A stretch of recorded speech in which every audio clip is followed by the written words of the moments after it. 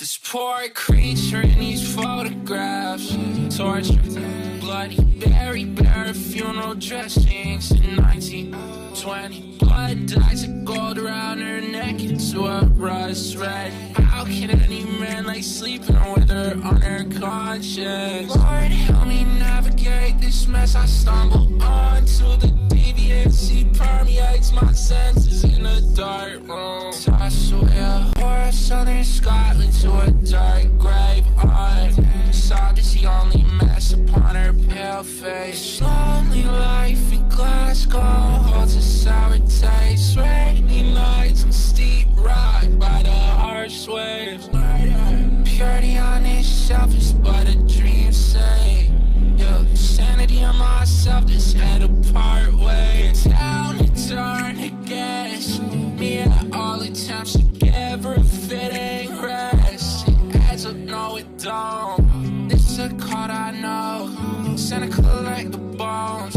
Dirty eyes upon us. You're not safe at home. And signs they're not deaf. Plus, why's all done with their left? I've seen a sacrifice kind of fruition. I cannot be scared that I'm next. I feel this shit in my chest. I seen the rooms getting dressed. My parents taught me when younger. I didn't believe until I saw the mark on my head.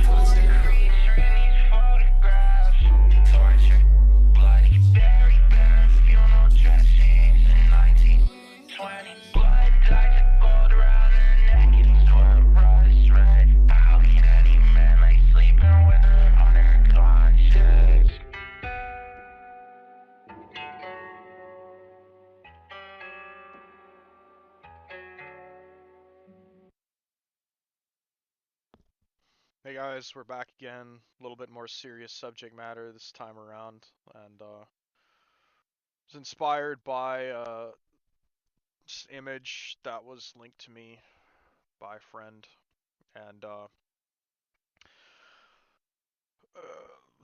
look at what's being recommended on his YouTube recommendations, like schizophrenia. People have accused me of being schizophrenic, and I want to preface this by saying that this is all artistic works of falsehood and fiction. Not a single word I say here should be believed. This is all just artistic expression. I totally, definitely, mega, super don't believe anything that I'm about to say here in the future. This is just a LARP character I play on the internet for real, and in no way representative of me as an actual person.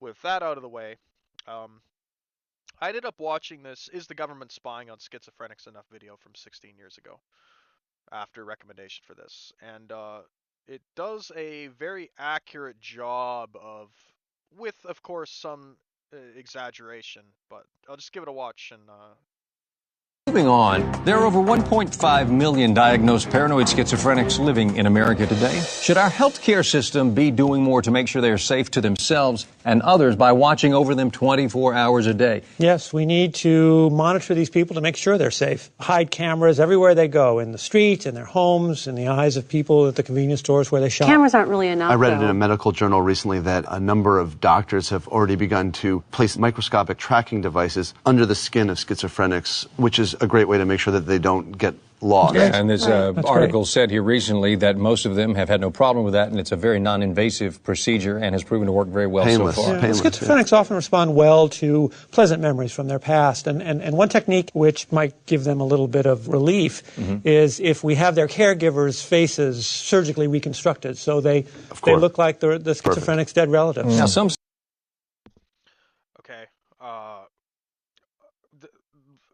This sort of remark, man, for the longest time I felt like my family members are not actually my own. And my mother in particular, I felt like a stark change from the woman I remember when I was young is not the woman that I deal with now.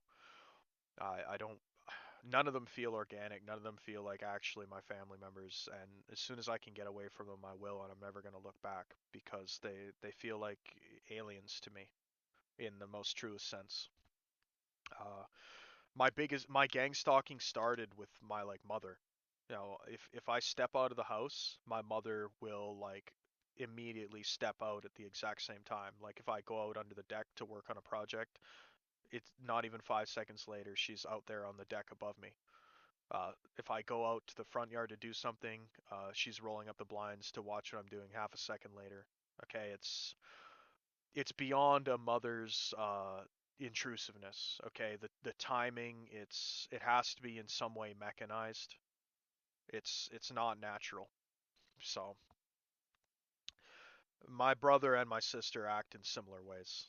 So Say that we should offer verbal encouragement by implanting speakers in their ears, which would whisper kind words to them 24 hours a day. Couldn't agree more. I think what would be great would be a recorded voice on a loop saying, everyone around you wants to get you, in reference to help. Of course, we can't have just one voice. We need to have more than one voice because then they know it's a team effort. That's right. They feel supported by the community, and that's what we really should be going for. But we have to do more than just calm them. You know, we have to give them practical advice, too. If I tell them which bus drivers hate them, which manholes are covering up underground government prisons. see, like the which bus drivers hate them is a joke, I think. But manholes covering up underground prisons, to me, this just comes across as a threat. Okay, like do you guys think that they don't have secret prisons? People always hear like a FEMA camp and assume that it's going to be above ground. Why wouldn't they lock you in some dungeon underground?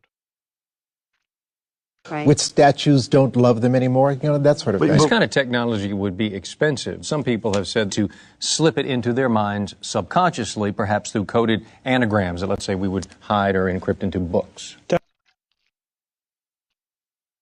This stuff's all over the place.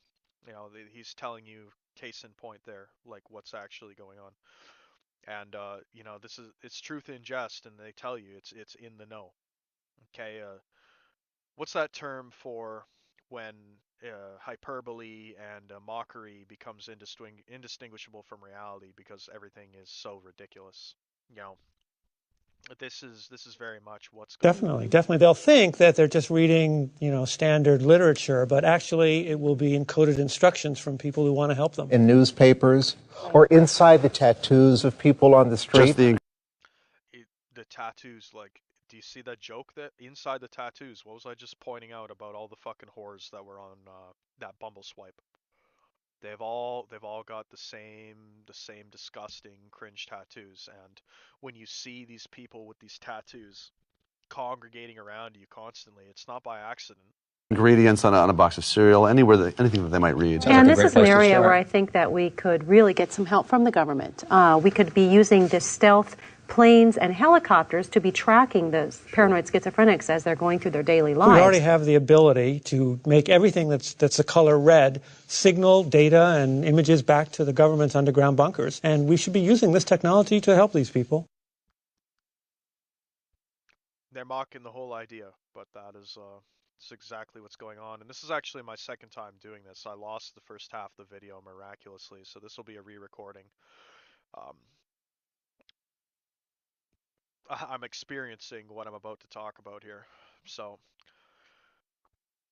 people think that, you know, this is an isolated thing and it's random crackheads that are coming up with it, but I assure you that that is not the case. We're going to read this article and you guys can let me know what you think about this. You should see some obvious parallels and overlaps with our lives as incels.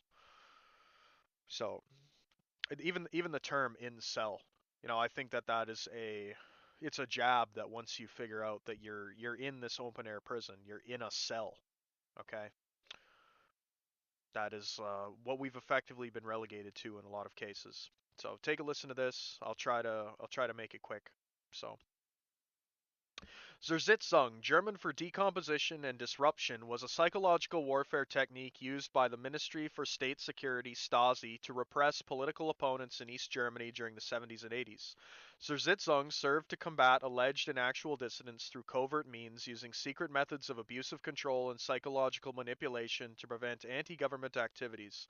People were commonly targeted on a preemptive and preventative basis to limit or stop activities of dissident that they may or may not have gone on to perform, and not on the basis of crimes they had actually committed.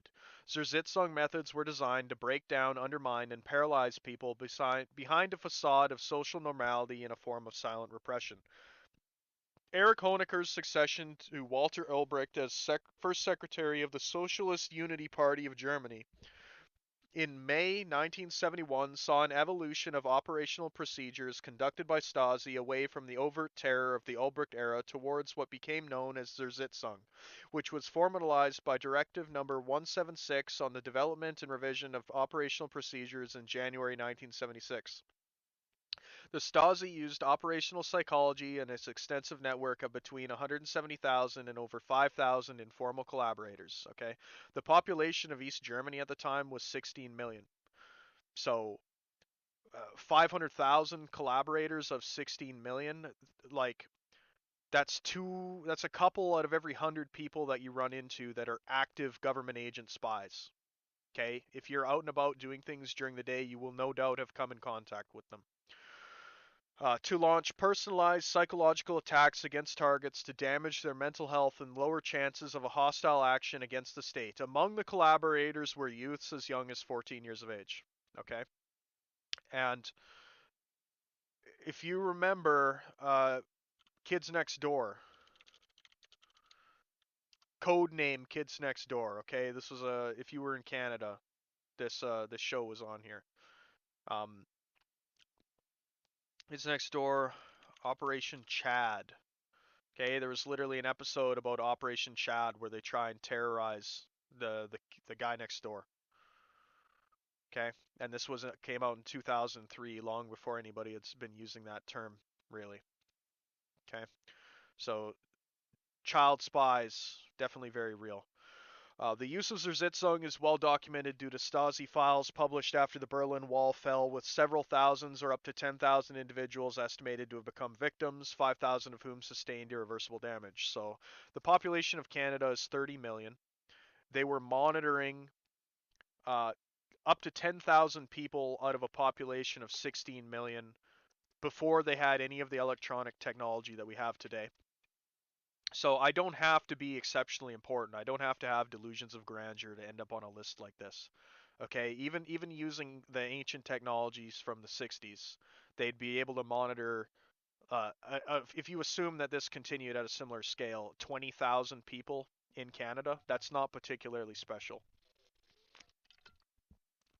And as you'll find out as this video continues, the number is likely much higher. 10,000 individuals estimated to have become victims, 5,000 of whom sustained irreversible damage. Special pensions for restitution have been created for zersetzung victims. These people owe me a lot of fucking money, man. They really do. The Ministry for State Security, commonly known as the Stasi, was the main security service of the German Democratic Republic and defines zersetzung in its 1985 Dictionary of Political Operatives as a method of operation by the Ministry for State Security for an efficacious struggle against subversive activities, particularly in the treatment of operations. With zersetzung, one can influence hostile and negative individuals across different operational political activities, especially the hostile and negative aspects of their dispositions and beliefs, so these are abandoned and changed little by little, and if applicable, the contradictions and differences between the hostile and negative forces would be laid open, exploited, and reinforced. The goal of zersetzung is the fragmentation, paralysis, disorganization, and isolation, if you're an incel, then you probably experienced some of that, of the hostile and negative forces in order to preventatively impede the hostile and negative activities, to largely restrict or to totally avert them, and if applicable, to prepare the ground for a political and ideological reestablishment. Zersetzung is equally an immediate constitutive element of operational procedures and other preventative activities to impede hostile gatherings. The principal force employed to implement Zersetzung are the unofficial collaborators. Zersetzung presupposes information and significant proof of hostile activities planned, prepared, and accomplished, as well as anchor points corresponding to the measures of Zersetzung.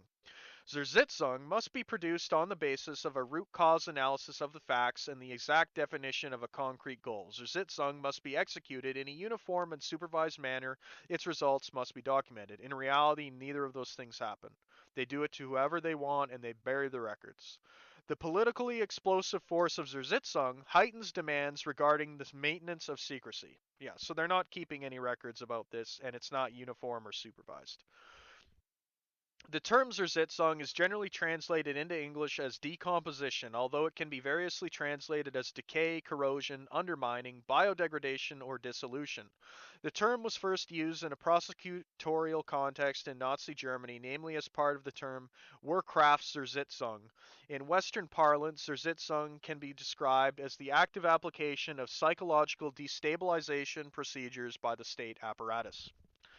The German Democratic Republic (GDR) was established in October 1949 as a socialist state from the Soviet zone of occupation and ruled by the Socialist Unity Party of Germany. During its first decade of the GDR's existence, the SED under German Secretary Walter Ulbricht consolidated their rule by overtly combating political opposition, which is subdued primarily through the penal code, by accusing them of incitement of war or of calls of boycott, and processing them through regular criminal judiciary. In 1961, to counteract the GDR's practice of isolationism following the construction of the Berlin Wall, the judicial repression was gradually abandoned. At the end of the 1960s, the GDR's desire for international recognition and rapprochement with the Federal Republic of Germany, West Germany, led to a commitment to adhere to the United Nations Charter. On the 3rd of May 1971, with the blessing of the USSR's leadership, Erich Honecker became the first secretary of the SED, replacing Ulbricht for an extensible reason of poor health. Honecker sought to burnish the GDR's international reputation while fighting internal opposition by the intensification of the Stasi's effort to punish dissident behaviors without using the penal code. The GDR signed the Basic Treaty 1972 with West Germany to respect human rights, or at least announced its intention to do so, and the Helsinki Accords in 1975. Consequently, the SED regime decided to reduce the number of political prisoners, which was compromised for by practicing dissident repression without imprisonment or court judgments. British journalist Luke Harding, who had experienced treatment on the part of Russia's FSB in Vladimir Putin's Russia that was similar to zersetzung, writes in his book, as applied by the Stasi, zersetzung is a technique to subvert and undermine an opponent. The aim was to disrupt the target's private or family life so they are unable to continue their hostile negative activities towards the state. Typically, the Stasi would use collaborators to garner details from a victim's private life. They would then devise a strategy to disintegrate the target's personal circumstances, their career, their relationship with their spouse, or your ability to get a spouse, their reputation in the community. They would even seek to alienate them from their children. The security services goal was to use zersetzung to switch off regime opponents. After months and even years of zersetzung, a victim's domestic problems grew so large, so debilitating, and so psychologically burdensome that they would lose the will to struggle against the East German state. Best of all, the Stasi's role in the victim's personal misfortunes remained tantalizingly hidden. The Stasi operations were carried out in complete operational secrecy. The service acted like an unseen and malevolent god, manipulating the destinies of its victims. It was in the mid-1970s that Honecker's secret police began to employ these perfidious methods. At that moment, the GDR was finally achieving international respectability. Honecker's predecessor, Walter Ulbricht, was an old-fashioned Stalinist thug. He used open terror methods to subdue his post-war population, show trials, mass arrests, camps, torture, and the secret police. But after 2 decades, after East Germany had become a communist paradise of workers and peasants, most citizens were acquiescent. When a new group of dissidents began to protest against the regime, Honecker came to the conclusion that different tactics were needed. Mass terror was no longer appropriate and might damage the GDR's international reputation. A cleverer strategy was called for. The most insidious aspect of Zersetzung is that its victims are almost invariably not believed. The Stasi used zersetzung essentially as a means of psychological oppression and persecution. Findings of operational psychology were formulated into the method at the Stasi's College of Law and applied to political opponents in an effort to undermine their self-confidence and self-esteem. Operations were designed to intimidate and destabilize them by subjecting them to repeated disappointment. All right? We know that feeling. And to socially alienate them by interfering with and disrupting their relationships. No girlfriend allowed for you, buckaroo. with others as in social undermining. The aim was induce personal crises in victims, leaving them too unnerved and psychologically distressed to have the time and energy for anti-government activism. The Stasi intentionally concealed their role as mastermind of the operations. Author Jürgen Fuchs was a victim of zersetzung and wrote about his experience, describing the Stasi's actions as psychosocial crime and an assault on the human soul. Although its techniques had been established effectively by the late 1950s, zersetzung was not rigorously defined until the mid 1970s, and only then began to be carried out in a systematic manner in the 1970s and 80s. It's difficult to determine how many people were targeted since the sources have been deliberately and considerably redacted. It is known, however, that tactics varied in scope and that a number of different departments implemented them. Overall, there was a ratio of 4 or 5 authorized Zersitzung operators for each targeted group and 3 for each individual. Some sources indicate that around 5,000 people were persistently victimized by Zersitzung. At the College of Legal Studies, the number of dissertations submitted on the subject was double in figures. It also had a comprehensive 50-page Zersitzung teaching manual which included numerous examples of its practice. Almost all Stasi departments were involved in Zersitzung operations, although first and foremost among these was the headquarters of the Stasi's directorate, XX. Okay? XX is the seal of Saturn. These people are Satanists. How many things are there with the X nowadays, man? It's all over the fucking place. Most prolific being Twitter.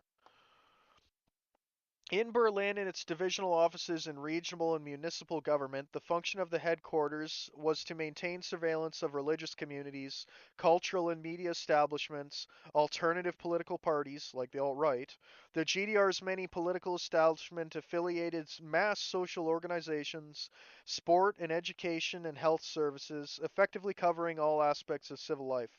The Stasi made use of the means available to them within and as a circumstance of the GDR's closed social system, an established politically motivated collaborative network, provided them with extensive opportunities for interference in such situations as the sanctioning of professionals and students, expulsions from associations and sports clubs, and occasional arrests. Refusal of permits for travel to socialist states, or denial of entry at Czechoslovak and Polish border crossings where no visa requirements existed were also arranged. The various collaborators included branches of regional government, university and professional management, housing administrative bodies, the Sparkasse Public Savings Bank, and in some cases head physicians.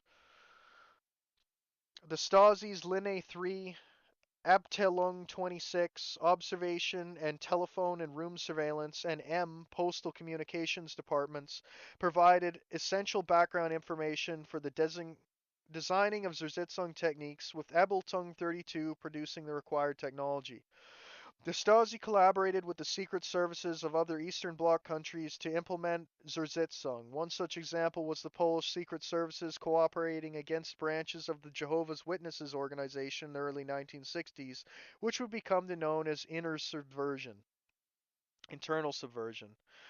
The Stasi applied Zersitzung before, during, after, or instead of incarcerating the targeted individual. The implementation of Zersitzung, euphemistically called Operativer Vorgang, operational procedure, generally did not aim to gather evidence against the target in order to initiate criminal proceedings. Rather, the Stasi considered Zersitzung as a separate measure to be used when official judiciary procedures were undesirable for political reasons, such as the international image of the GDR. However, in certain cases, the Stasi did attempt to entrap individuals, as for example in the case of Wolf Biermann. The Stasi set him up with minors, hoping that they could then pursue criminal charges. The crimes targeted for such entrapment were non-political, such as drug possession, trafficking, theft, financial fraud, and rape, which you'll see come up in the things I discuss in the future here. John Todd was targeted heavily with this stuff. And as you can see too with the top G retard. What the fuck is his name? Uh, I'm retarded. Andrew Tate.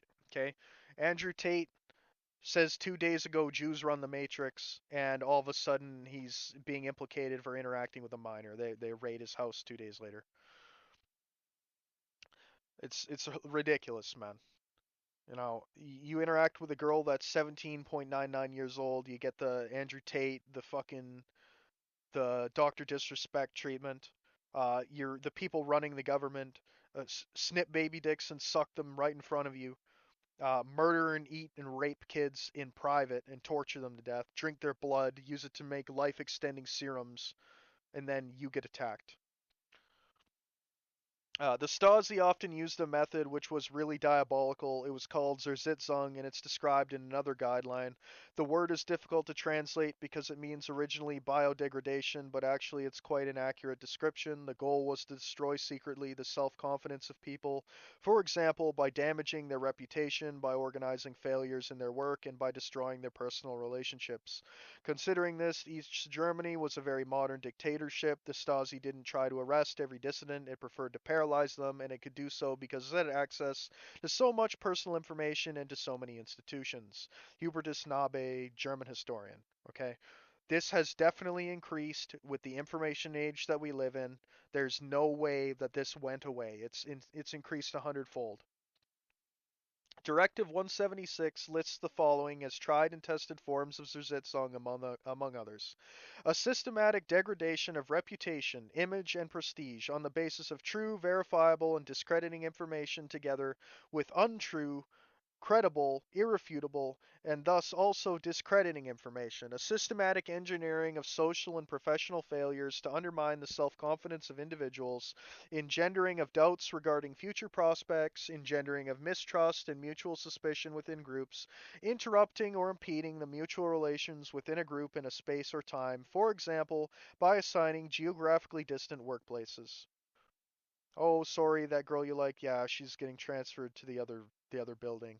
Oh, no, you actually didn't get any girls in your class at school. Oopsie. Beginning with intelligence obtained by espionage, the Stasi established sociograms and psychograms, which it applied for the psychological forms of zersetzung. They exploited personal traits such as homosexuality, as well as supposed character weaknesses of the targeted individual, for example, a professional failure, negligence of parental duties, pornographic interests, divorce, alcoholism, dependence on medications, criminal tendencies, passion for a collection or game, or contacts with its circles of the extreme right. I ticked a couple of those boxes. Or even the veil of shame from the rumors passed out upon one's circle of acquaintances. From the point of view of the Stasi, the measures were the most fruitful when they were applied in connection with a personality. All schematism had to be avoided. Tactics and methods employed under zersetzung generally involve the disruption of the victim's private or family life. This often includes psychological attacks in the form of gaslighting. Other practices include property damage, sabotage of cars, purposely incorrect medical treatment, smear campaigns, including falsified compromising photos or documents to the victim's family, denunciation, provocation, psychological warfare, psychological subversion, wiretapping, and bugging. It has been investigated but not definitely established that the Stasi used X-ray devices in a directed and weaponized manner to cause long-term health problems in its opponents.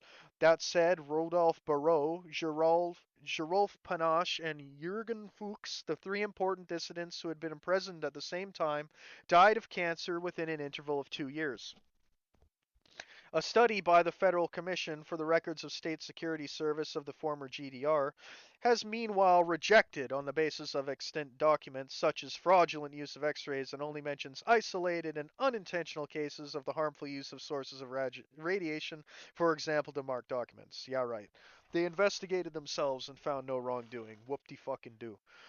In the name of the target, the Stasi made little announcements, ordered products, and made emergency calls to terrorize them. To threaten or intimidate or cause psychosis, the Stasi assured itself of access to the target's living quarters and left visible traces of its presence by adding, removing, and modifying objects such as the socks in one's drawer, or by altering the time that an alarm clock was set to go off. The Stasi manipulated relationships of friendship, love, marriage, and family. So, yeah, it probably is the Jewish commies. preventing a lot of us from getting girlfriends. They admit to doing it in the 70s. You think they're not going to fuck around with your dating app now if they don't like you?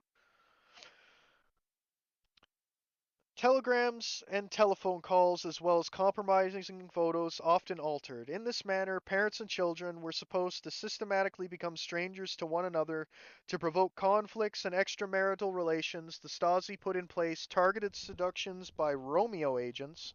An example of this was the attempted seduction of Ulrich Popp by Stasi agents who tried to break down her marriage. For the zersetzung of groups, it infiltrated with unofficial collaborators, sometimes minors. I think they use minors a lot.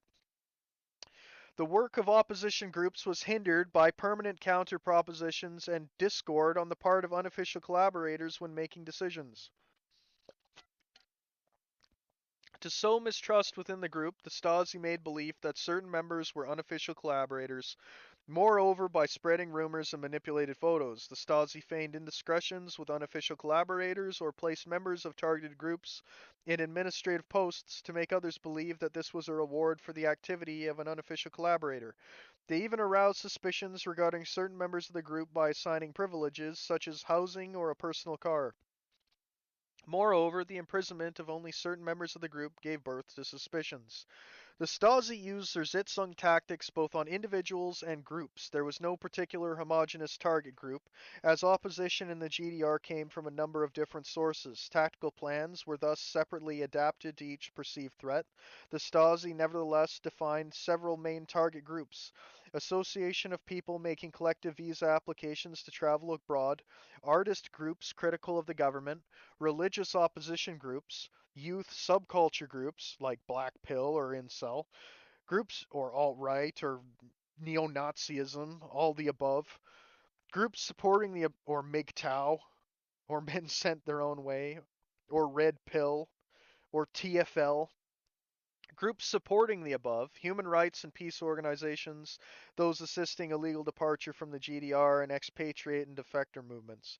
The Stasi also occasionally use their Sitzung on non-political organizations regarded as undesirable, such as the Watchtower Society of Jehovah Witnesses. Prominent individuals targeted by their Sitzung operations included Jürgen Fuchs, Gerolf Panache, Rudolf Barrot, Robert Havemann, Rainer Eppelmann, Rainer Kunz, husband and wife Gerard, and Ulrich Popp and Wolfgang Telpin. Once aware of his own status as a target, GDR opponent Wolfgang Telpin tried with some success to bring details of the Stasi's or Sitzung's activity to the attention of Western journalists.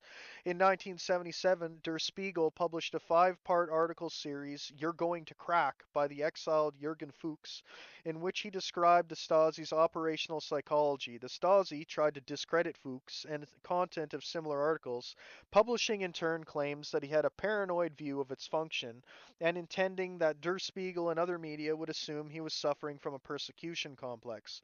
This, however, was refuted by official Stasi documents examined after the political power shift in the GDR of 89 to 90. Because the scale and nature of Zersetzung were unknown both to the general population of the GDR and to people abroad, revelations of the Stasi's malicious tactics were met with some degree of disbelief by those affected. Many still nowadays express incomprehension at how the Stasi's collaborators could have participated in such inhuman actions. Since Zersetzung as a whole, even after 1990, was not deemed to be illegal because of the principle of no penalty without law, actions against involvement in either its planning or implementation were not enforceable by the courts. Because the specific legal definition of Zersetzung as a crime didn't exist, only individual instances of its tactics could be reported. Acts which even according to GDR law were offenses, such as the violation of the secrecy of correspondence, needed to have been reported to the GDR authorities soon after having been committed in order not to be subject to a statute of limitations clause. Many of the victims experienced the additional complication that the Stasi was not identifiable as the originator in cases of personal injury and misadventure. Official documents in which Zersetzung methods were recorded often had no validity in court, and the Stasi had many files detailing its actual implementation destroyed. Unless they had been detained for at least 180 days, survivors of zersetzung operations in accordance with 17A of a 1990 Rehabilitation Act are not eligible for financial compensation. Cases of provable systematically affected targeting by the Stasi and resulting in employment-related losses and/or health can be pursued under a law covering settlement of torts as claims either for occupational rehabilitation or rehabilitation under administrative law. These overturn certain administrative provisions of GDR institutions and affirm their unconstitutionality. This was a condition for the social equalization payments specified in the War Victims Relief Act of 1950. Equalization payments of pension damages and for loss of earnings can be applied for in cases where victimization continued for at least 3 years and where claimants can prove need. The above examples of seeking justice have, however, been hindered by various difficulties victims have experienced both in providing proof of the Stasi's enroachment into the areas of health, personal assets, education, employment, and in receiving official acknowledgement that the Stasi was responsible for personal damage, including psychological injury as a result of Zersetzung operations. Under use of similar techniques, they just say that, oh, totally, it was only Russians that do this. No, all governments do it, man. So, gang stalking explained. Surveillance teams, watch lists, gang stalking, and targeted individuals. How it works, its effect on the target, what it tells you about the government, and its effects on society. Gang stalking, also known variously as community stalking, mass stalking, proxy stalking, cause stalking, coordinated stalking, organized stalking, and community harassment, is the act of large surveillance teams continuously tracking, stalking, and surveilling targets on a watch list. The person being stalked is most likely to refer themselves as a targeted individual.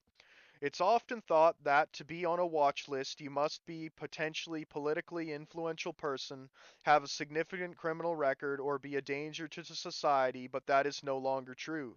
Due to technological advancements, surveillance has become more efficient and cheaper.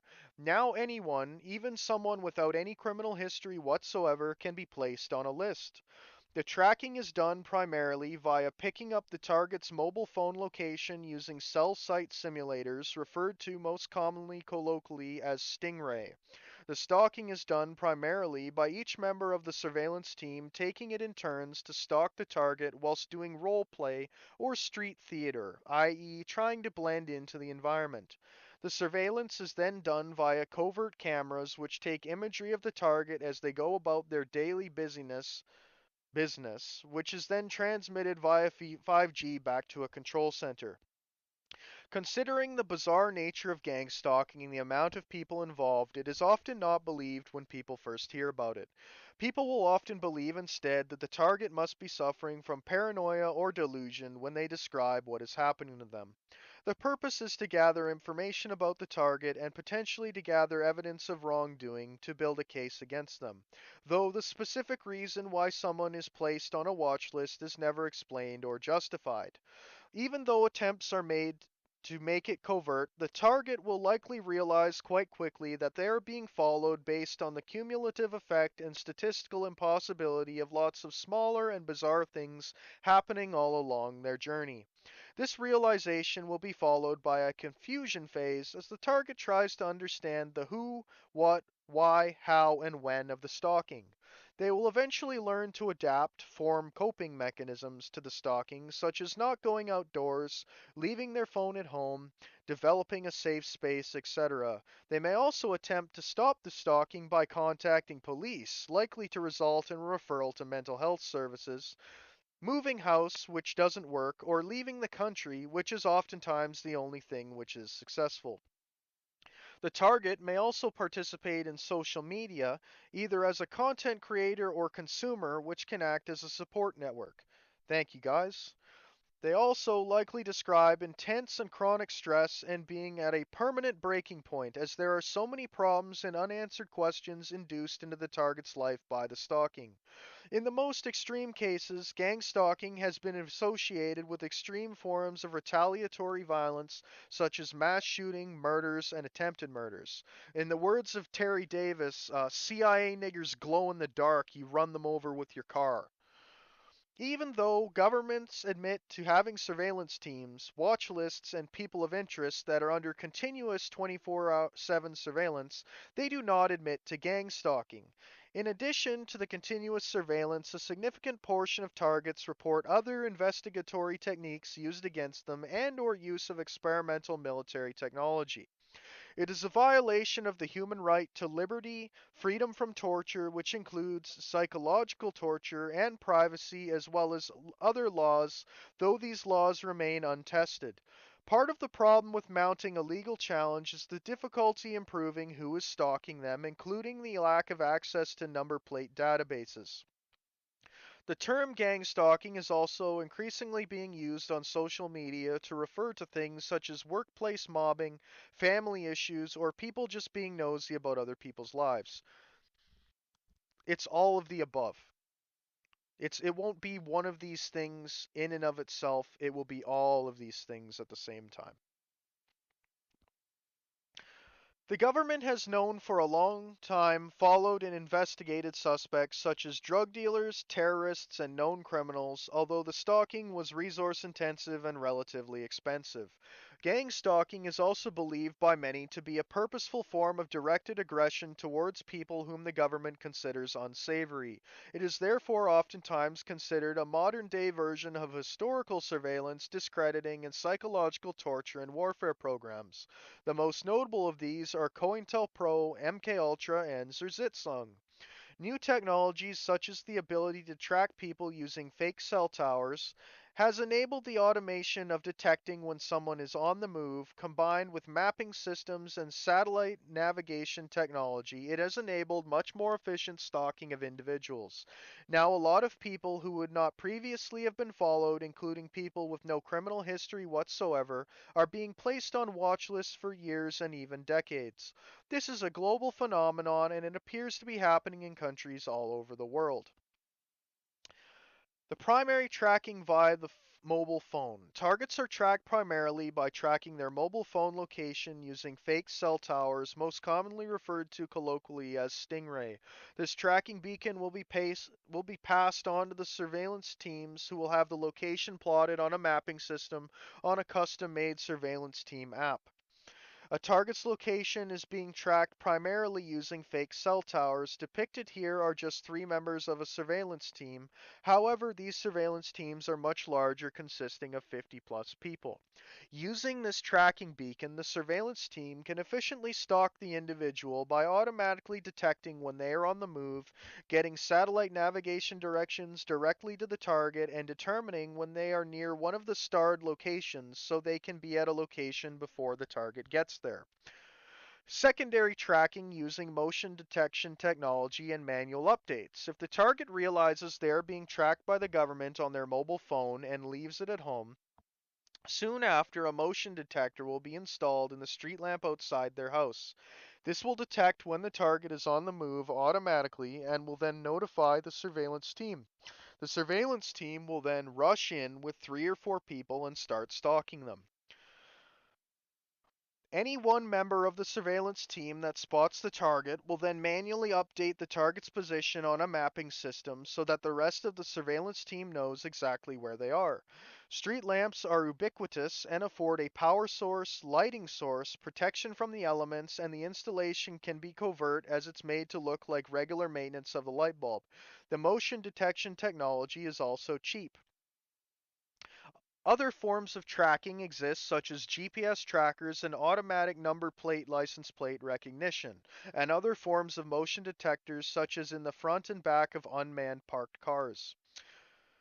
This automation of tracking people has been fundamental to the evolution of individual investigators into surveillance teams, as they do not have to wait around manually detecting when someone is on the move. Previously, individual investigators would wait around and manually detect when an individual was on the move. That individual would be followed by a single car. Now, due to automation of detection when someone is on the move, the individual investigators are free to roam about permanently. When one target on the watch list goes on the move, they will line the route of that individual. Many other technologies have contributed to the evolution of gang stalking, such as apps, mapping systems, camera technology, and increased bandwidth with 5G, which allows potentially for the live streaming of people in HD. This technology means it's cheaper and more efficient than ever to track, stalk, and surveil people, whereas before it was drug dealers, terrorists, and hardened criminals being followed. Now, as it's become so much cheaper and more efficient, people with no criminal history whatsoever are being placed on watch lists in a blasé fashion.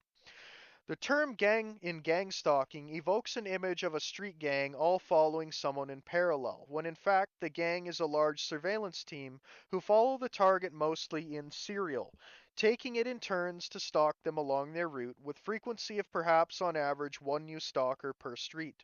Surveillance teams will consist of at least 50 people in, for example, a city. The members of the team will take it in turn to stalk a target that is on the move street by street or location by location. This stalking will be done mainly in serial. They will line the target's route in a pass the baton fashion, though it can sometimes be in parallel, i.e., multiple members of the surveillance team are surrounding the target at any one time. Potentially, there can be dozens of members of the surveillance team surrounding one target at any one time. In order to attempt to make the stalking covert, the members of the surveillance team will be branded as regular members of the community, such as taxi drivers, delivery drivers, milk floats in the early morning, motorbikes with L plates, joggers, cyclists, dog walkers, etc., and will try to blend in with the rest of the community.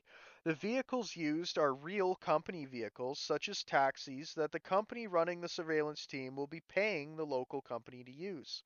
Any type of vehicle or person that would be out and about traveling all over the place is a candidate for the disguising of the surveillance team members.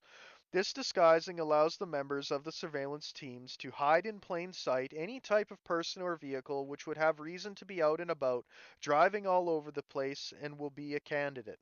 The members of the surveillance team are mostly adults, but may also include young people, i.e., child spies, which uh, if you've ever seen this show, okay, I'm an adult, okay. The kids next door, it was all about child spies. They hide this shit in plain sight, okay? And this episode came out in fucking 2003, and what did they have? Operation Chad, okay?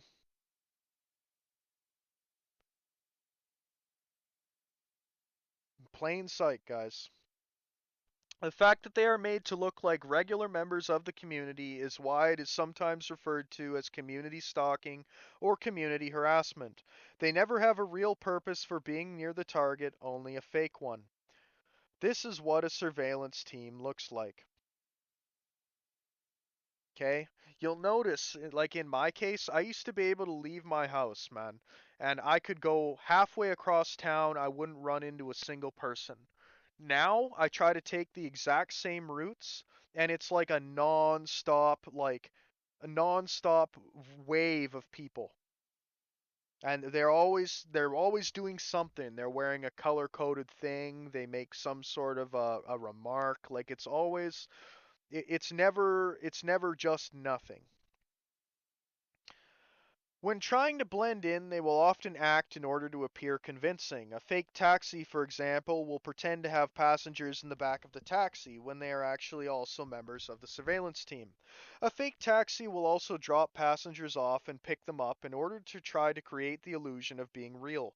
Another person might be standing in the middle of the road with a phone to their ear pretending to be on the phone. Another person may be near the target with the car bonnet flipped pretending to fix their vehicle. The target notices the unlikely nature of this often very bad acting and how their world has suddenly changed from how it used to be in terms of traffic flow and unlikely and strange things happening all along their journey, and most commonly refers to this continuous acting all along their route as street theater. It's likely that someone being stalked will attempt to track the number plates of the cars stalking them. In order to prevent this, the surveillance teams are rotated around the country so that on each day there is a new surveillance team operating in a particular area. If the target attempts to track the number plates, therefore, it will be practically impossible. The effect of this rotation is that over time the individual will have literally thousands of stalkers going through the middle of their life. Members of the surveillance team will sometimes color coordinate themselves, such as having mostly red or white vehicles or all wearing items of red clothing. These guys are lucky real life isn't World of Warcraft, and in World of Warcraft there's a saying that says, if it's red, it's dead. The opposing faction. That would suck for them. They will also use very subtle hand signal gestures to communicate with other members of the team, for example, indicating the target's position. Hand signals are a common form of communication in many industries, in everything from police and military to sport referees to crane operators. As they are subtle, these hand signals may only be visible when recording the members of the surveillance team with a camera with optical zoom. There are not enough CCTV cameras to follow an individual 24/7, but they are linked in with the mobile surveillance system and are used as an adjunct. If the target on the watch list manages to somehow evade the surveillance, they will be picked up again where CCTV cameras are located. The purpose of the gang stalking is to continuously surveil the target as they go about their daily business. This is achieved via covert cameras in, for example, the front and back lights of surveillance vehicles, covert body-worn covert cameras, and also smartphones pointed in the direction of the target. These cameras are HD and via 5G can transmit a live stream of the illuminated target back to a control center. The purpose of the stalking is to continuously surveil the target. Here a target is illuminated and recorded using covert cameras in the headlights of a vehicle. This gets transmitted live back to a control center where they have imagery and tracking data of various targets who are currently on the move. As cameras are not as good as the human eye at picking up low light images, the targets are usually illuminated by various forms of light sources: vehicle headlights, flashlights, body-worn headlamps. The target will, particularly at night and even during the day, notice that they are being brighted continuously. Sometimes members of the surveillance team will use existing lighting in the environment to illuminate the target, such as jogging past the target as they walk under a street lamp. In order to live stream image, the target is brighted. This is usually with a car maneuvering in such a way as to shine its very bright headlights on the target.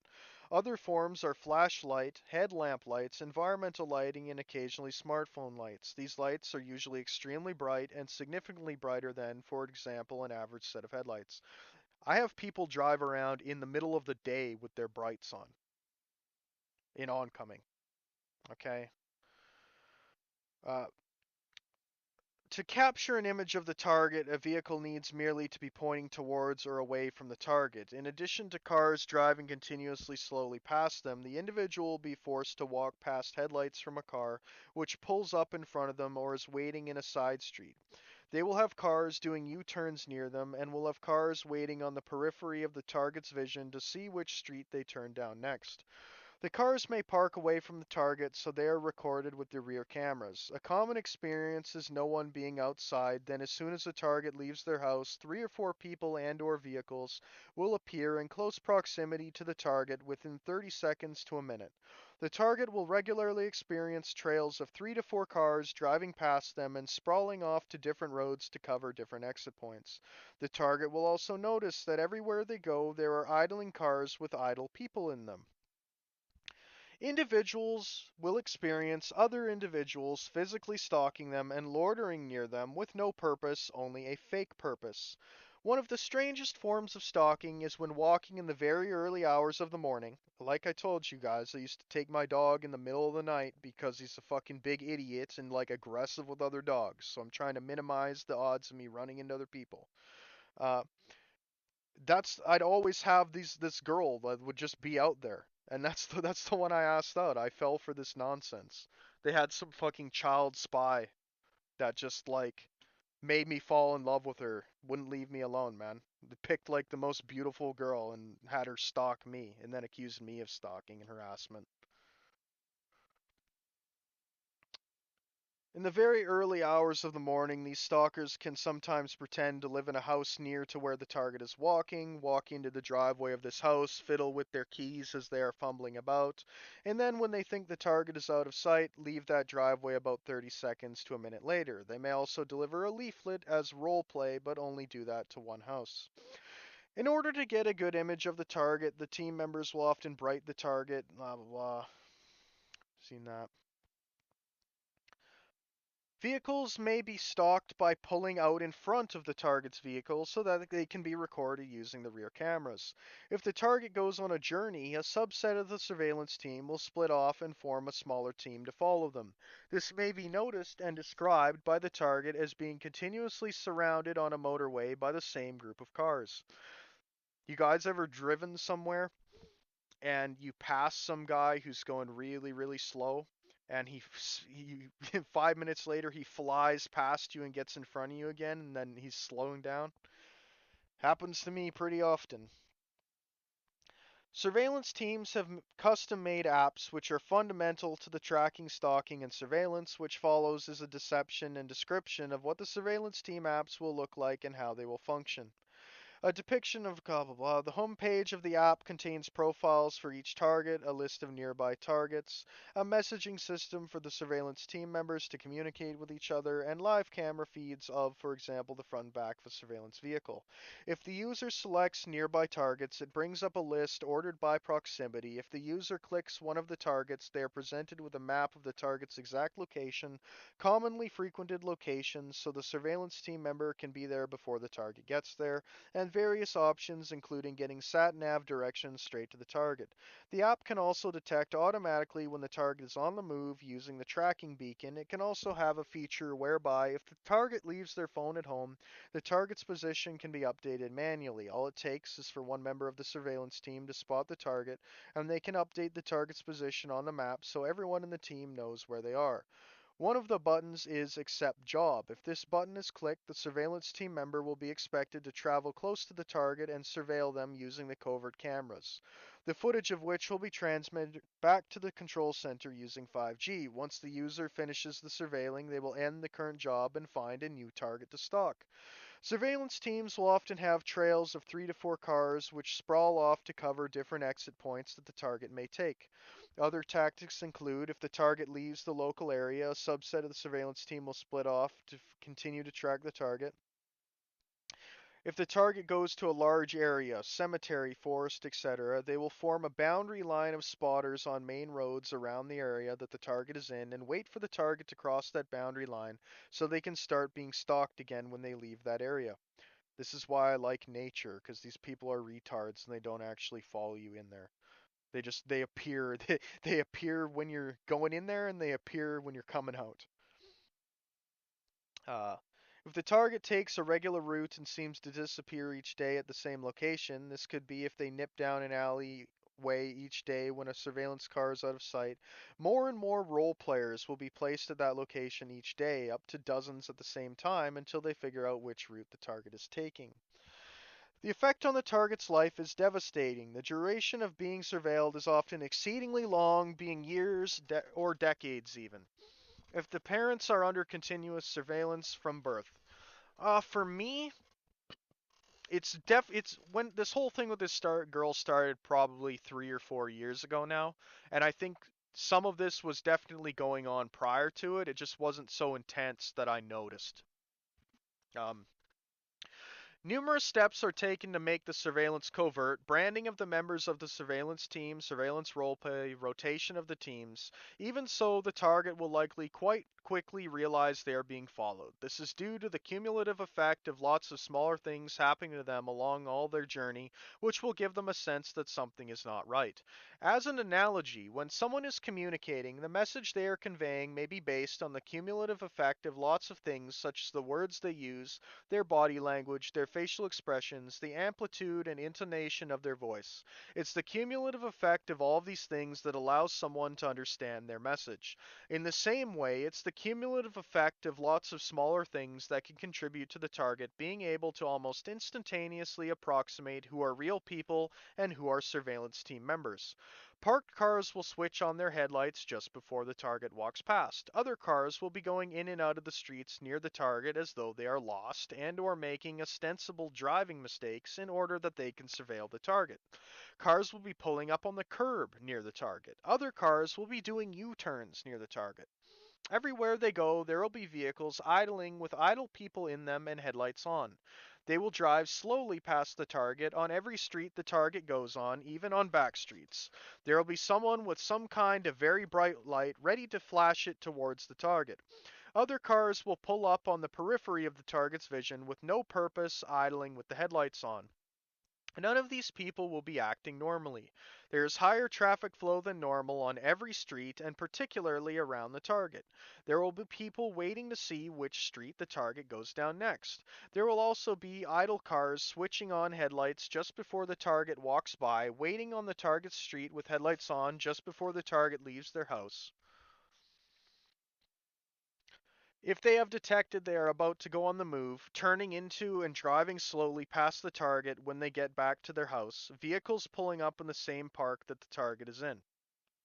This is an easy way to test if this shit's going on with you. Go and find an empty parking lot. Go sit somewhere, anywhere, something completely empty. Wait there for a little while and see who pops in. There will be a lack of genuine emotion and behavior in people. Normal, genuine behavior might be getting home from work, slamming the door due to being stressed, and going into one's house. A kid cycling down the road, singing to themselves without a care in the world. A car listening to loud music, blasting, driving fast past the target without any care about the target whatsoever. Two acquaintances meeting in the street and their faces lighting up with genuine emotion. The people doing surveillance do not emote whatsoever, and in their attempts to appear normal actually tend to appear like zombies. They also rarely show any eye contact or genuine facial expressions. Even though the surveillance team will vary the types of surveillance techniques on the target, the same patterns and techniques will be used again and again, and it will be obvious to the target as all of a sudden their world has changed. If the target is out and about every day, within a week they will know for sure they are under some sort of surveillance. The confusion phase and intense chronic stress. Once the target knows they are under surveillance, they will become very confused about what is happening to them. The specific reason why they are placed on a watch list is never explained or justified. Am I about to be assassinated or kidnapped? Who is stalking me? Why do they need to stalk me on every street? Should I go to the police? Will they refer me to mental health services? What are my rights? Should I tell people close to me? Why am I being stalked? How are they tracking me? How are so many people involved? Why doesn't probability diminish over time? How did I end up on the watch list? When is it going to end? How is it going to end? Did I upset the wrong person? Predictive policing? Should I mount a legal challenge? How do I prove it? The target may seriously consider that they are in danger of being kidnapped or assassinated, considering the amount of resources being devoted to stalking them. They will also wonder if they should go to the police or if this will make it worse, due to most people reporting that they will try to refer the target to mental health services rather than admit to gang stalking. They will also wonder if they should attempt to explain it / prove it to the people around them, or if they will just be accused of paranoia or delusion. They may also wonder if they should mount a legal challenge, and if so, how they might go about collecting the evidence necessary. In addition, the target will wonder, why does the probability that someone is doing something wrong not diminish over time? Also, why, if they have tracking information, do they need to stalk that individual permanently on every street? Initially, they still do not they will not be believed by people close to them, and so the target will lack support from people close to them. These people are likely instead to believe that due to the unlikely nature of being stalked so intensively by so many people, and the perceived strange and erratic behavior of the individual, that they may be suffering from paranoia or delusion, and may also think they are arrogant to think that so many resources would be dedicated towards stalking them. They may say things to the target such as, "I hope you get the help you need." This lack of support may add to the stress. Adaptations and coping mechanisms. Once the target has accepted that they are on a watch list and have a basic understanding of it, they will likely develop coping mechanisms to limit the harm of being stalked. Staying indoors, so as to limit the stalking in general, the target is unlikely to become socially withdrawn. The target may describe the surveillance team as having stolen the best of me. Wearing headphones when outside, so as to try to block out what is happening. Developing a safe space where they can spend time without being stalked, such as in a garden or workplace. Leaving one's phone at home to make it more difficult to be tracked, otherwise they will always know exactly where the target is, then going to a large area, particularly at night, such as a cemetery or forest, which is likely to provide some much needed short-term relief from the stalking. Attempts to be taken off the watch list. The target will contend with how to end the stalking. If they try to wait it out, this is unlikely to work as people report being stalked for years, decades even. If they go to the police, they are likely to be referred to mental health services rather than the police admitting to the existence of gang stalking. If they try to eradicate it by moving to a different location within the same country, it is highly likely to start up again soon after moving, as these programs seem to be nationwide. If they contact other government departments, they may face a wall of bureaucracy, and those government departments are unlikely to understand or admit the stalking. If they try to convey to the surveillance team that they know they are being stalked in an attempt to get them to stop the stalking, it is highly unlikely to work, as the company doing the stalking on behalf of the government will be profiting from the stalking and will not want to give up that profit. If they try to mount a legal challenge, they will likely have trouble collecting the evidence necessary, particularly as they do not have access to number plate databases, so they cannot prove the identity and nature of employment of the individual stalking. If you guys remember, um,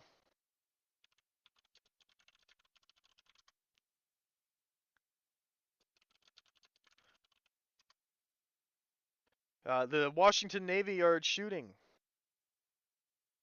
Okay, what did this guy do? Alex's sawed-off shotgun scratched the phrases "better off this way" and "my electromagnetic frequency weapon," not what y'all say, and "end to the torment" in the gun's receiver.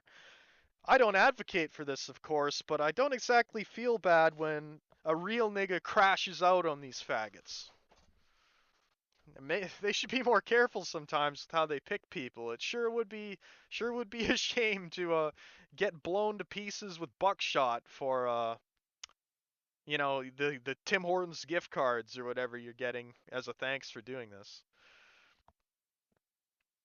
In addition to the chronic stress induced by all of the questions and the effective restrictions on their liberty, the target will likely feel powerlessness due to a huge power imbalance. The police, military, large government departments, global companies doing the stalking on behalf of the government departments, and supplying literally thousands of stalkers, local companies being paid to supply real vehicles so that they can hide in plain sight, mainstream media and local media all working together against the target. Self-doubt. Have I actually done something wrong? Lack of trust. Are the people close to me real, or are they covert human information sources employed by the government?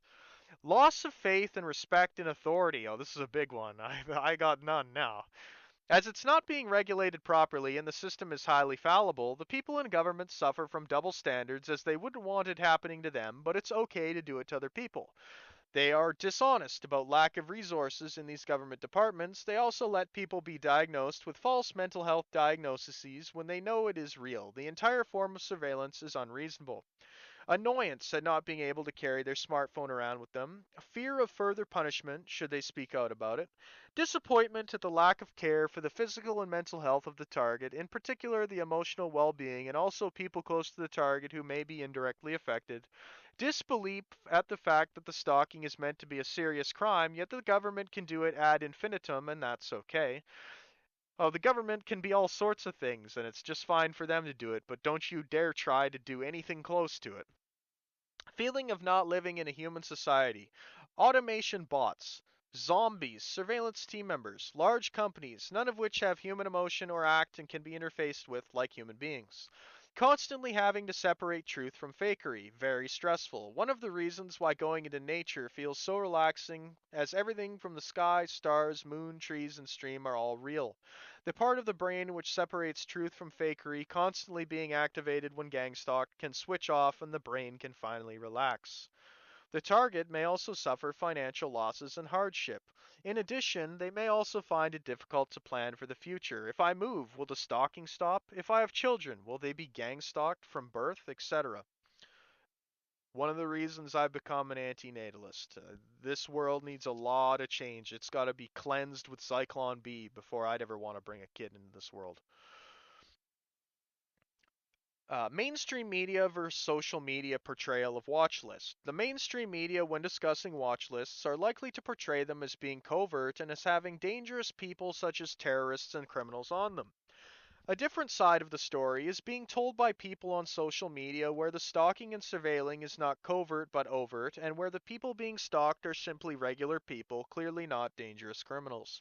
A lot of people on these watch lists have no criminal history whatsoever and are placed on watch lists and stalked for years, even decades. The terminology is also different. The government, through the mainstream media, will refer to things such as surveillance teams, surveillance role players, as advertised in job listings, people of interest, and directed or targeted surveillance. Individuals, through social media, will refer to the surveillance teams variously as gang stalkers, perpetrators, zombies, referring to the lack of genuine human emotion and purpose in the people doing surveillance roleplay, which makes them appear abnormal. Bots, referring to the fact that surveillance team members are being coordinated by a back-end server and community-based agents. I think that they are literally Zog bots. Their brain is being piloted by an implant, a suppository, knowing these guys, or perhaps some lasers or microwave beams. It could be the 5G. There's lots of things that could be employed here to where they don't even have to think. They turn their brain off and just do whatever is beamed into their head, and they've just followed the marching orders of Uncle Zoggenstein.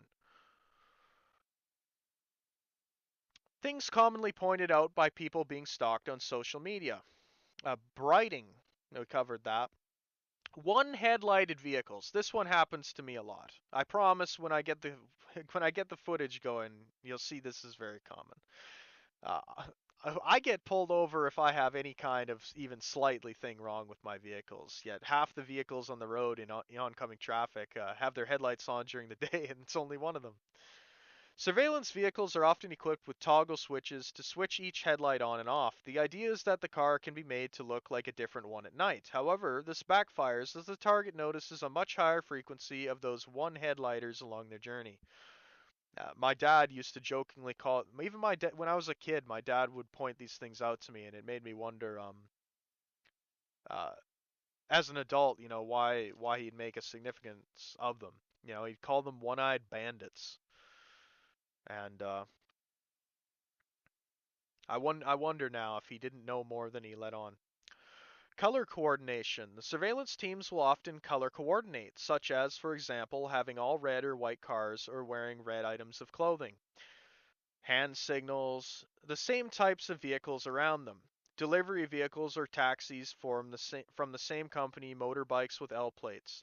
In my case, the name that I played with for decades on World of Warcraft was Caravan. Okay, and I get stalked by Dodge Caravan minivans. They follow me all over the place. Everywhere I go, it'll be a non-stop stream of Dodge Caravans. Synchronization with the target. The target can look outside their house and see no one. As soon as they leave their house, 3 or 4 cars will appear within 30 seconds to a minute near the target. The target can be in a park and see no traffic flow around it. As soon as the target ventures onto the road, they will experience numerous cars synchronizing with them, driving at the same time, near time. They will experience cars on turning onto the same road the target is on, even when there may be over a dozen other parallel streets available. This becomes highly predictable, like you see in the Truman Show.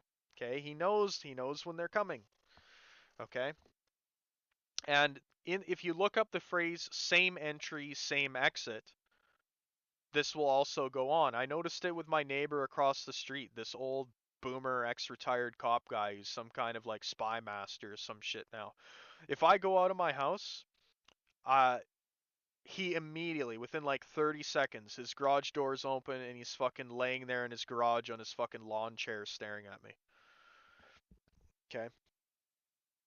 And it's funny because I know, they know that they know kind of situation, right? Because I'll go out there, I'll open my garage, he'll go out and he'll open his shit up, and I'll immediately go back in the house. I'll close the garage door, go back in a minute later, and he's kind of stuck. He's got to lay out there and LARP for a bit while I go back into the air conditioning and play some more World of Warcraft. The people around them not being local. They will have license plates from another part of the country, and if the target tries to speak to them, they will not have a local accent. Trails of vehicles which sprawl off to different exit points to cover potential exits of the target. Street theater. Yeah, and same entry, same time exit. Members of the surveillance team arriving at a particular location at the same time as the target, then leaving very shortly after the target leaves the location. Subtly taking pictures of the target with their phone. Continuous traffic around them, even on back streets. A lack of purpose in the people around them. They only ever have a fake purpose for being near the target, not a real one. I remember when I went to KFC, they have like sandwiches of the day, okay? And I really love like the zinger sandwiches or the like the big crispy chickens or whatever the fuck they're called. Uh, I believe I'm white. I love mayonnaise, so I'm a mayo cell in that regard. Even if people do think I'm a Hebe and my mother's a kike. Uh, and at this KFC, it has a small one door entrance. Okay, and I pull up, and the store was not full. Okay, there was hardly anybody in the actual building, but there's like four guys and like a pile of little kids standing right in the fucking way of the door. And I was so uncomfortable, so weirded out by the whole situation. I parked my bike and I sat down on the fucking curb and waited like 25 minutes for the pack of retards to disperse before I went in to collect my food. So these people are they got nothing better to do. Like all these people are going to hell. I know that much. So I'll either get to be in heaven and laugh down at them, or I'll be in hell laughing at them as well, face to face. So stalking and surveillance is the mainstay of gang stalking. However, a significant proportion of people also report additional effects. These include investigatory tactics such as fake relationships. What do you think happened to me, guys? I got the Monday FA Monday treatment, except she moved in next door. Uh, Cameras in the house, termed intrusive surveillance in the UK. I have a security system thing that every time I step out of my fucking bedroom, it lights up, and I wonder if that isn't a camera because we moved into this house like a year or two before all this like shit began, and I wonder if we weren't moved into this house like for a reason. Interception of communication. Although it may seem highly unlikely, many people also claim to experience things such as experimentation with military technology, such as harassment with energy weapons, audio spotlight, voice to skull technology, and RFID implants. In addition, some people reported experiencing directed conversation, i.e., members of the surveillance team having conversations close to the target about private details of the target's life which they couldn't possibly know unless they had access to private information about that person. Other effects include noise harassment and home break ins. Another effect on the target may be health effects from night vision goggles which the surveillance team members may use. These will contain a powerful infrared torch. If this is focused on the target for extended period, it may be able to impart serious health effects such as eye problems and also heating of the skin. There is a lack of proper regulation of watch lists. There is no time limit. The duration of being surveilled is often exceedingly disproportionately and unnecessarily long, being years, decades, or even if the parents are under continuous surveillance from birth. No judicial oversight to prevent corruption, no algorithm accountability for algorithms and or predictive policing that result in people being placed on watch lists, no proportionality. Hardened criminals get 18 months surveillance, a terrorist get 24 months, yet someone who has no criminal history whatsoever can get left on the watch list for years. No ability to challenge the reasons, no diminishing probability, no formal standards, no adherence to policing principles such as challenging the target and opening up a dialogue, no removal mechanism, no science into the health effects, the physical and mental health of effects of being stalked, particularly emotional well being. No science into mass shootings, the link with mass shootings, murders, and attempted murders, and the potential for danger within the society of stalking large amounts of people.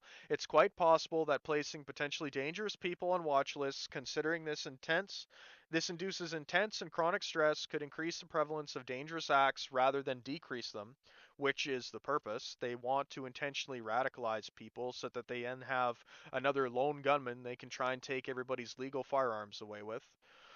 Uh, no intensity limits. There could be dozens of people all surrounding and stalking an individual at any one time. No human rights adherence, liberty, freedom from torture, privacy, and little law adherence.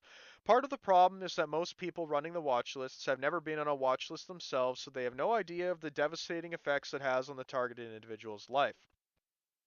Gang stalking constitutes far more than just surveillance, and it has devastating effects on the lives of the people being stalked. Human rights laws are designed to guarantee a basic standard of living in most countries. Of particular interest are the human right to liberty. Liberty is the state of being free within society from oppressive restrictions imposed by authority on one's way of life or behavior. The human right to be free from torture. This includes psychological torture. Gang stalking is often described as a form of psychological torture. And the human right to respect one's private and family life. Considering the high degree of people being gang stalked, not leaving their own home, and or adapting their life significantly due to the stress caused, and also the fact that gang stalking is universally described as torturous, these human rights are being contravened. The people doing the surveillance seem to have no regard for these laws. One of the main challenges is how the individual being stalked proves what is happening to them in a court of law. They do not have access to number plate databases, so they cannot prove, for example, that the cars following them and surrounding them are not local and or they are owned by people who work for the same company.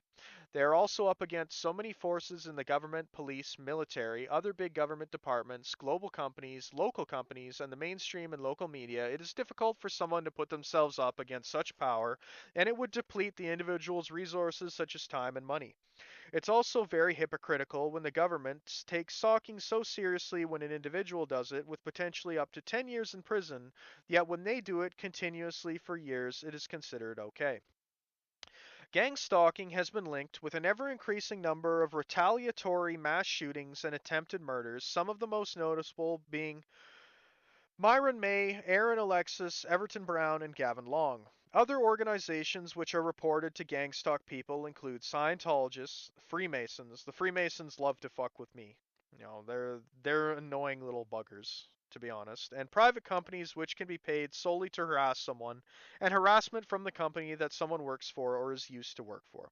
The term gang stalking is also increasingly being used on social media to refer to things such as workplace mobbing, family issues, people just being nosy about other people's lives. Uh, Notable YouTube videos: The Nightmare World of Gang Stalking, the documentary maker Vice meets up with victims of gang stalking and those who think it is a delusion. Why Are We Stalking You? To Keep You Out of Jail? A description of an outreach program. A police officer in the video says, once they grab onto you, they don't let go. The presenter jokes, we roam the streets, we call what we do relentless outreach. It is really stalking, but that is not legal. They are also running a pay for success contract with investors. Turning the Tide on Police Surveillance discusses predictive policing, stingray, automatic license plate readers, and other technologies, the lack of knowledge and the input from the general public on how to use of these technologies, and the threat to civil rights and liberties. Also discusses how some communities are empowering themselves and turning the tide on these forms of surveillance. All of this is legal under the Patriot Act.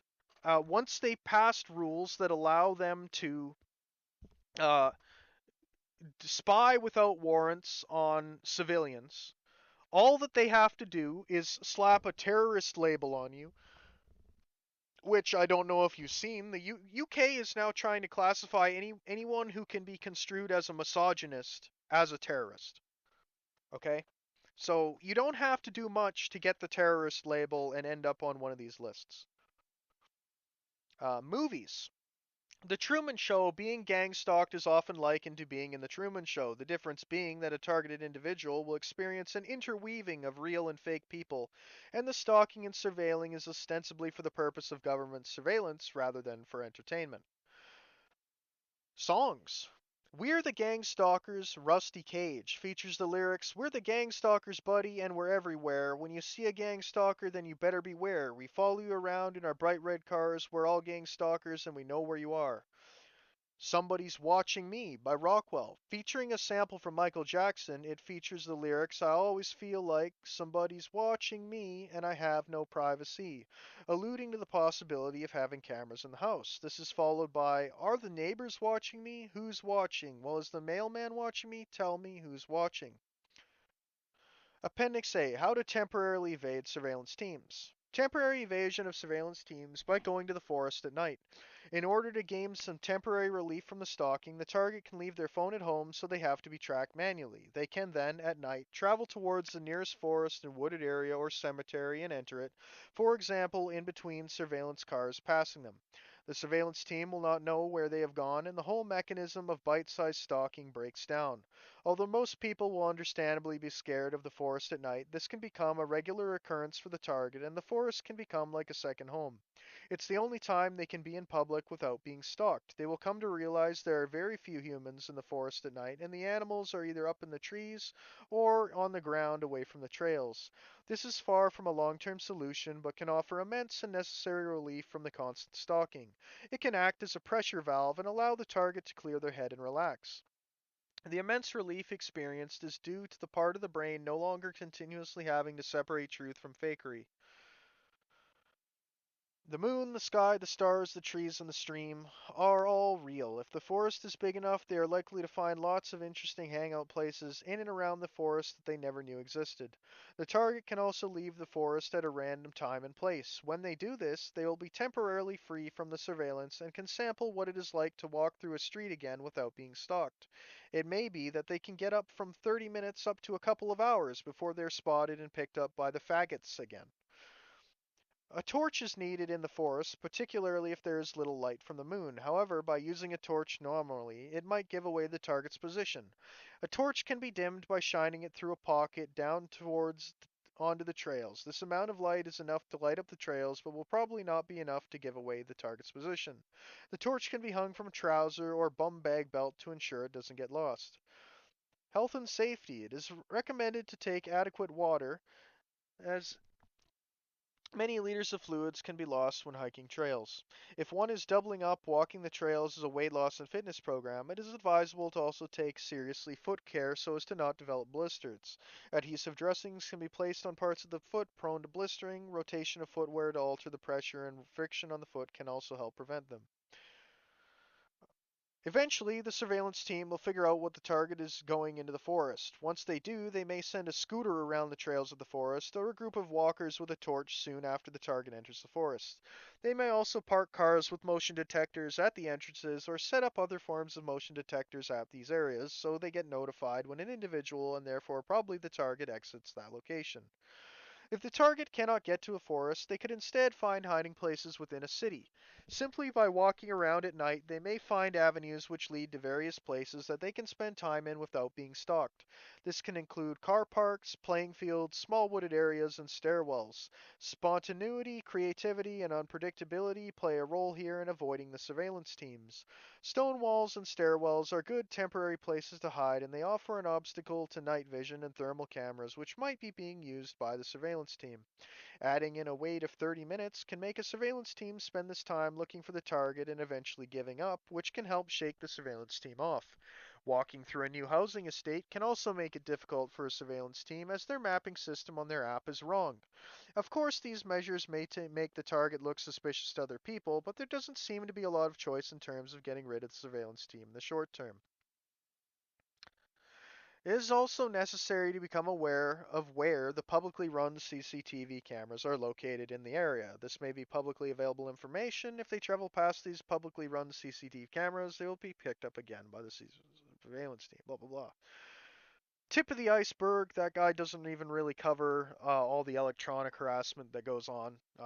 This is just the pure kind of them following you around stuff. But an example of the kind of harassment that goes on online, for example, with Discords, okay? We covered that Illuminati card game, okay? And the secular humanist cards, the people, they're Satanists. That's what they are. And liberal Satanists, communists, red terror faggots. And this is a guy that I played World of Warcraft with who stabbed me in the back and got me kicked out of a guild, even though I didn't do anything. And he has since changed his account to this. Okay, we've got anti-theist. It's not enough to be an atheist. You hate God. You're a little butthurt sodomite. Getting his cheeks clapped since 1992, which is probably the year he was born and his parents raped him or pimped him out. And what is he connected to? Secular humanist. Very typical. Okay, so if I'm hesitant to add you on Discord, don't take it personal. Just message me through Twitter so we can build like some kind of a rapport before I invite yet another fucking fed faggot retard to interact with me. So, some of you may or may not be familiar with Michael Aquino. Okay, if you see a picture of him, you'll probably remember him a lot better because he's this faggot that would twist his eyebrows up. Okay, and make little devil horns out of his eyebrows. Okay, this is the guy that ran a lot of the PSYOP divisions for the U.S. military, and he's also a founder of the Temple of Set. Okay, Temple was established in the United States in 1975 by Michael Aquino, an American political scientist, military officer, and high-ranking member of Anton LaVey's Church of Satan. Okay? This is your government. This is who these people are. Okay? They're not good people. They're actual evil witch freaks. Okay? If you knew what they actually got up to, they'd probably be hunted in the street. Not like gang stalk hunted, like pitchforks and torches hunted. Okay? He wrote a book called Mind War that covers a lot of this kind of stuff that goes on. It's a good read if you're interested in this sort of thing. Um, a good person to a good person to listen to is if you listen to John Todd. Okay, he did some good speeches and a lot. You can basically tell by his biography here that he got gang stalked. Okay. Todd's earliest known public speaking engagements began in 1968 when he was preaching and married to a woman named Linda. He claimed to have been a witch while in the United States Navy, which seems fanciful if you don't know about Michael Aquino. And in the Navy, they have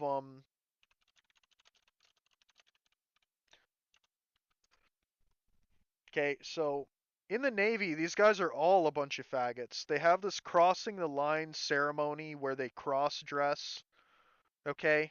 And then they're called shellbacks afterwards. An initiation rite. Okay? The captain dresses up as Neptune and then all the other guys cross dress and worship him. Okay? This is why you have all the all the LGBT faggotry, okay? Like the military is a fag organization, it seems. At least the Navy definitely is, but probably the other branches too. Okay? So when he says he was a witch in the Navy, I believe him. Okay, but converted to Christianity while visiting a Southern Californian Pentecostal church.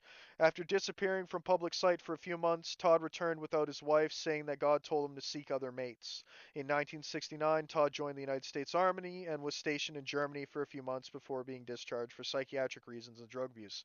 I bet you it was East Germany. In 1972, Todd became associated with a Jesus Movement coffee house. In 1973, he appeared in a local Christian television show in Phoenix, Arizona, and was invited by evangelist Doug Clark to appear on his Amazing Prophecy show on the Faith Broadcasting Network. However, allegations surfaced that he had been making sexual advances toward young women and teenage girls. What is the difference between young women and teenage girls? That sounds like the same thing. Was incorporating witchcraft teachings into his Bible studies, carrying a 38 caliber handgun to his church meetings, and using drugs. In addition, he impregnated his wife's teenage sister. Todd was dismissed from the coffeehouse ministry, and Clark denounced him on his television show. So none of this was actually illegal, or they would have like convicted him for it. And that's assuming he even did it in the first place. I think he got a very similar treatment to what I got. My family are all witch freaks involved in gang stalking and Satanism. I didn't go along with it, so now they try to set me up to be discredited. In 1974, Todd moved to Dayton, Ohio, where he opened an occult bookstore and began recruiting for a Wiccan coven. In 1976, Todd became the subject of criminal investigations over reports that he was involving underage girls in sexual initiation rituals for his coven. Women involved themselves in this, and it's actually far more likely that they've inverted this, and the underage girls were sexually initiating him into the coven. Okay, I didn't bite on this, and that's why these people are out to get me. Following an investigation of his activities by neo-pagan leaders, Isaac Bonewicks, I'm sure we got a fucking. It looks like a real trustworthy guy. Right. Okay, definitely. And Gavin Frost. Right. Which uncovered drug use and underage sex. Yeah, for sure. Frost's Church and School of Wicca revoked the charter it had granted to Todd's coven. He was convicted of contributing to the delinquency of a minor and given a 6-month sentence, but only served 2 months before being released due to epileptic fits. Okay, do you think that he actually did anything if all they could make stick to him was 6 or 2 months? I don't. Okay, I think that they keep trying to stick him with the same shit. Todd resurfaced in the evangelical Christian community in late 1977, this time claiming the existence of a vast satanic conspiracy led by an order of witches called the Illuminati, supposedly including a number of Christian organizations and well-known Christian figures. I mean, this is easy to believe, especially nowadays. The fucking the audience hall at the fucking Vatican, it literally looks like a giant fucking snake, and they've got this big, giant, demonic fucking structure, okay? Like, the Pope covers up for child molestation and everything else. Like, it's very obviously satanic. But I guess in the 1970s, this sounded crazy or something. He claimed he had given, as a member of the Illuminati, $8 million to Pastor Chuck Smith of Calvary Chapel. Okay? And people, this sounds crazy, allegedly, that he was in the Illuminati, but his name is John Todd Collins. And if you read any of Fritz Springmeier's books,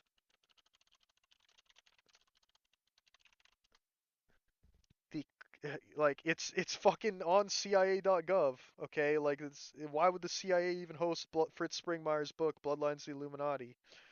Um, the Collins bloodline. So I do actually believe him.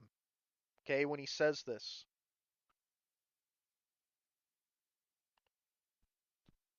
Uh, He claimed to have given, as a member of the Illuminati, $8 million to Pastor Chuck Smith of Calvary Chapel to launch Smith. Smith's one of those names you got to look out for, and there's a reason that in the Matrix they were called Agent Smith. Okay, uh, if you know anything about Freemasonry, Freemasons worship this god called Tubal Cain. Tubal Cain, the father of Smithcraft. Okay, Tubal Cain, Facebook. Okay, the Facebook logo is Tubal Cain. Okay, and he's the father of Smithcraft. You understand? So the name Smith. of Calvary Chapel to launch the Christian rock industry, which Todd said was a satanic invention to entrap Christian young people in rock music and its demonic beat. Okay, John Todd is the guy that broke the whole thing on satanic backmasking, where if you play a lot of these records backwards, they have like hidden messages, and it's true. Go listen to Stairway to Heaven by Led Zeppelin played backwards, and listen to Obama's slogan, "Yes we can," backwards. There's a lot of examples of it. Those are probably the two most recognizable and easily available. Uh, He claimed that Ayn Rand's 1957 novel Atlas Shrugged was the Illuminati's blueprint for unleashing a planned satanic takeover. He urged Christians to stockpile weapons and food in preparation for a satanic takeover in 1980. In 1979, Cornerstone magazine indicates Todd was advocating oneness Pentecostal, sometimes called Jesus-only theology at that time. Todd significantly curtailed his public speaking after 1979, reportedly moving to rural Montana after issuing warnings the satanic takeover had begun. He was later reported to have delivered a speech in Cedar Falls, Iowa in 1983 at the invitation of none other than Randy Weaver. Okay, the one that the feds went in and fucking burnt his family alive. I I forget if this was Ruby Ridge or the Westboro Baptists. Okay, but it was one of those events. This might have been the one that was set up. Yeah, they pretended to be his friend and asked him to saw down a shotgun for them or something. But they shot, yeah, they shot his pregnant wife while she's holding their 10-month-old daughter. Okay, so who do you think the bad guys are here? Do you think it's the satanic freaks, or do you think it's these guys that are getting these accusations made against them that don't stick and are coming out of nowhere? Okay? And this series was actually pulled off of YouTube, but let me so there used to be a channel on YouTube called Lolfield and Love. Okay, and this his work was taken down recently. Okay, like this month, and he's based his video series was based on this book, okay? Programmed to Kill: The Politics of Serial Murder by David McGowan. Okay? And in that book, he breaks down these John Todd tapes are worth listening to as well if you're interested in this stuff. He talks about a lot of very interesting things. Um, but the whole thing with Program to Kill, you can on this BitChute channel, you can find the re-uploads. There's over 400 videos in this series. I've watched all of them. Okay, like this isn't a case of me watching a single YouTube video and arriving at some type of instant conclusion. Okay, I took this is the tip of the iceberg of the sort of shit that I've looked into. And the general consensus with this is that almost all of these serial killers, they all tie back to satanic cults, and the satanic cults and the killers themselves all tie back to the government. If you only wanted to watch a fraction of this, watch the videos on Jeffrey Dahmer and then compare what Jeffrey Dahmer, all the unknown facts about his case, and compare that to people like John Todd and these other people. It's glaringly obvious that the government is involved in almost all of this, if not all of it. Okay? Robert Pickton would be a good example here. Robert Pickton was from my province. You know, they found him allegedly feeding native hookers to his pigs and shit like that. And when he was in prison, they were trying to he was trying to write a book about what had really happened, and they will not let him publish the book. Okay, and I've driven through the town that he lived in while this allegedly was going on, and the whole town gives me the fucking heebie-jeebies. I was driving through there to get like car parts one time, right? And I'm driving through there, and I'm on the highway, and I'm looking at the street names that intersect. and the street names were incredibly gay and sus. It was like Popcum, and then immediately after Popcum Street, it was Lickman Street. And it was just one after another, and I was left wondering, what the fuck is going on here? So, highly recommend this if you can stomach it, if you've got the true crime fascination like a white woman does. Do some good with it and learn what actually is going on in this fucking world. Okay? I will not bring kids into this world with what I know is going on here. Okay? It's if God would have to be real and working overtime to protect anybody, and I don't believe in him so much anymore because of my personal experiences. Maybe he's out there, but you know, he's let a lot of suffering happen to me for no real good reason. So with that said, boys, thanks for watching, and yeah, just a reminder, this is all. Oh, before I forget, something to do with the title of this video. So I was going to title this video "My Schizophrenia and my spook probation officer." Okay, so get this. My probation officer, who transferred to the area that I'm in for no apparent reason. I don't know why a guy from New Zealand would come all the way to Canada to be a probation officer. I don't think we have a shortage of probation officers such that he had to appear. But where's this guy from? He's from New Zealand, and what do we know about people going ER, crashing out in New Zealand? Right? You had there's only one big event I can think of.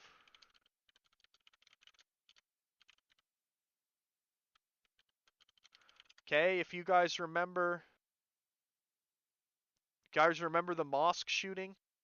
The footage with the guy and it's all taken down? This guy? Mosque shooter, white nationalist?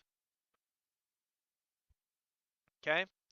Christchurch, New Zealand. That's where my spook probation officer is from. Okay?